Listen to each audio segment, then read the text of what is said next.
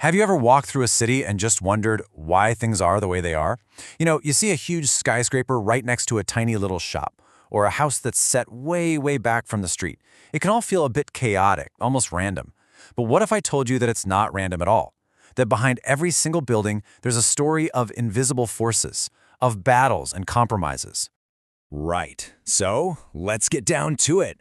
Why is a building placed exactly where it is? It seems like such a simple question, but the answer is anything but. That location isn't just a decision. It's more like a conclusion, the result of an intense, invisible tug of war between all these powerful, competing forces. So, the best way to think about it is this. An architect is kind of like a detective, and their job is to solve this massive, complex puzzle. The clues aren't fingerprints or anything like that. They're things like soil samples, old legal codes, even the path of the sun.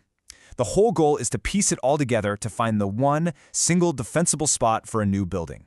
So let's start digging into what those forces actually are. Okay, so the very first set of clues in our puzzle comes from the most fundamental source there is, the land itself. Before an architect can even dream of drawing a single line, they have to learn to listen, to really hear what the natural world is telling them. It all starts with the big picture, right? The macroclimate. We're talking regional sun paths, prevailing winds, that kind of stuff. This gives you your basic game plan. But then, and this is key, you have to zoom all the way in to the microclimate of the site itself. And that's where things get really interesting. A single big tree could cast a shadow that completely messes up your solar energy plan. A couple of tall buildings next door might create a wind tunnel right where you wanted a peaceful patio. The truth is, the specific site, it almost always gets the final say. Next up, you've got the topography, the actual shape of the land. Smart architects learn pretty quickly that you don't fight a slope, you work with it. And one of the most elegant ways to do that is a strategy called cut and fill. It's actually brilliantly simple. You just cut soil from the high side of the property and use it to fill in the low side. The ultimate goal? To get a perfect balance so you don't have to spend a fortune hauling dirt off-site or bringing new dirt in. It's this beautiful dance between costs and efficiency. Now, this is a really critical point. When an architect gets the soil report back from the lab, they're not looking for creative inspiration. No, they are hunting for red flags, because soil doesn't give you cool ideas. What it does is tell you what you absolutely cannot do. It sets hard, non-negotiable limits that can honestly make or break the entire project from day one. And believe me, those limits are serious. What if you hit bedrock? Well, it's great for support, but blasting through it costs an absolute fortune. Sand? Sand is pretty good. But clay? Oh man, clay is a total nightmare. It swells up when it gets wet and then shrinks when it's dry, and it can literally crack a building's foundation apart over time. The wrong soil can turn a prime piece of real estate into a complete no-go zone. And of course, we have to talk about water. People tend to mix up wetlands and floodplains, but for an architect, they are worlds apart. A wetland is basically an exclusion zone. It's a protected part of the watershed, and you just can't build there. End of story. A floodplain, on the other hand, is more of a conditional zone. You can build there, but you've got to play by a whole different set of rules, like raising the entire building up on stilts. It's a high-risk, high-regulation area. So once you've respected all the forces of nature, a whole new layer of the puzzle comes into play, the human rules. You can think of these as a web of invisible legal fences that crisscross every single piece of property in a city. The most common of these invisible fences are called zoning setbacks. So picture your property lines. The city basically draws another invisible line inside of those and says, hey, you can't build anything within, say, 10 feet of the front, 5 feet of the sides, and 15 feet of the back. And just like that, the land you can actually build on starts to shrink.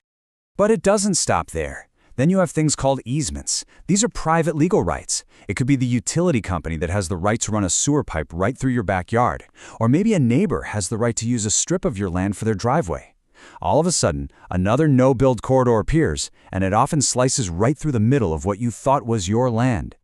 So with every single rule that gets layered on, setbacks, easements, all of it, the puzzle board just gets smaller and smaller. You might start with what looks like a big, promising piece of land, but what you're actually left with to build on is often just a tiny fraction of the property you actually own. And sometimes the land itself has a toxic past. Maybe it was a gas station or an old factory. That can leave contaminated soil behind. Now, cleaning that up is incredibly expensive, so a common workaround is to just cap the polluted area, usually by paving it over for a parking lot, and then you build on the clean part of the site. So in a very real way, the history of the land is literally shaping its future.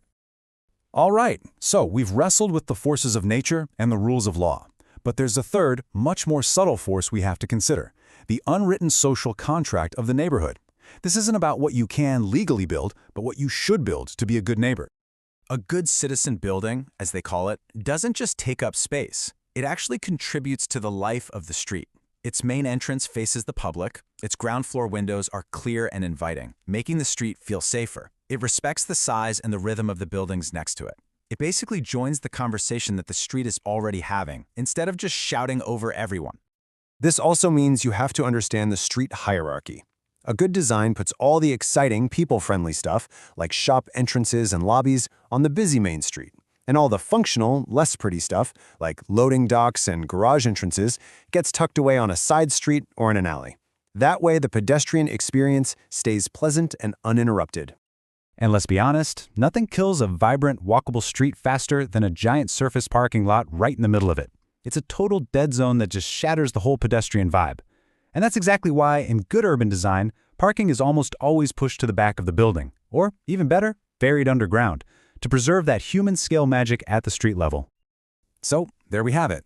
We've looked at the forces of nature, the layers of law, and the social contract of the neighborhood. The final act, then, is the synthesis, where all of these layers are overlaid on top of each other to hopefully reveal that one, single, perfect spot. And that brings us to the fundamental question that every architect has to answer. They're not asking, what's the prettiest spot or where's the best view? The real question is this: which location resolves the most constraints with the fewest conflicts? It's a really rigorous process of elimination and optimization. And this, right here, is why a building's final location is never, ever arbitrary. It is a calculated, defensible answer. The architect needs to be able to point to the slopes, the soil reports, the legal codes, the neighborhood context, and prove that this exact spot is the single most logical solution to an incredibly complex, three-dimensional puzzle. So, the next time you're walking down your street, I want you to look a little closer. See that building that's set way back from the curb? That's probably a zoning setback at work. That kind of weirdly placed parking lot on the corner? Maybe it's hiding some contaminated soil from long ago. You now have the tools to read the invisible language of your city. What hidden stories are you going to discover?